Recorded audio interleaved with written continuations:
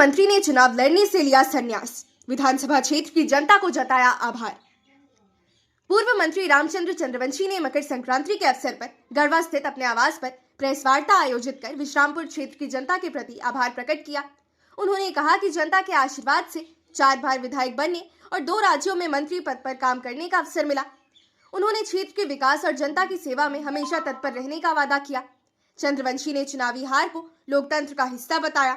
उन्होंने कहा कि लोकतंत्र में हार जीत चलती रहती है, जनता का निर्णय सर्वोपरि है। राजनीति में कभी सूर्यास्त नहीं होता। हालांकि उम्र को देखते हुए अब कोई चुनाव नहीं लड़ने का निर्णय लिया है। उन्होंने अपनी हार का सबसे बड़ा कारण मैया सम्मान को बताया। उन्होंने कहा कि चुनाव के 2 दिन पहले और 1 दिन पहले हमारे क्षेत्र की 70,000 महिलाओं के खाते में मैया सम्मान का पैसा गया। सबसे बड़ी हार का कारण यही रहा। उन्होंने अपने प्रतिद्वंदी नरेश प्रसाद सिंह की जीत को स्वीकार करते हुए कहा कि चुनाव परिणाम के बाद विरोध समाप्त हो जाता है। नरेश सिंह को सुलझा हुआ व्यक्ति बताते हुए उन्होंने कहा कि जनता ने उन्हें चुनकर सही निर्णय लिया है। अपने अधूरे सपनों में उन्होंने विश्रामपुर और मझियाओं को अनुमंडल बनाने का जिक्र किया। साथ ही 102 योजनाओं का शिलान्यास करने की बात कही, जो क्षेत्र के विकास में मील का पत्थर साबित होंगी।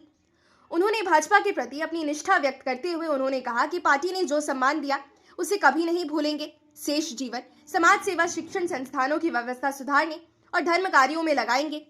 उन्होंने नए विधायक को उन्होंने क्षेत्र के विकास कार्यों को बिना भेदभाव के पूरे करने की सलाह दी और हर संभव सहयोग का वादा किया।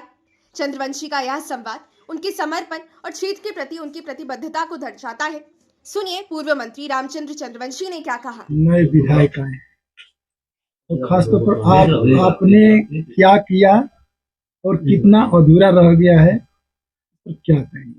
देखिए, सबसे पहले तो मकर संक्रांति के अवसर पर विश्रामपुर विधानसभा क्षेत्र के सभी जनता को मैं धन्यवाद देना चाहता हूँ, आभार प्रकट करना चाहता हूँ। मुझे अधिक वोट देने का काम किया। जैसे गत निर्वाचन में हमको 40,000 मिला था और 60,000 देने का काम किया, इसलिए मैं धन्यवाद देता हूँ उन लोगों को।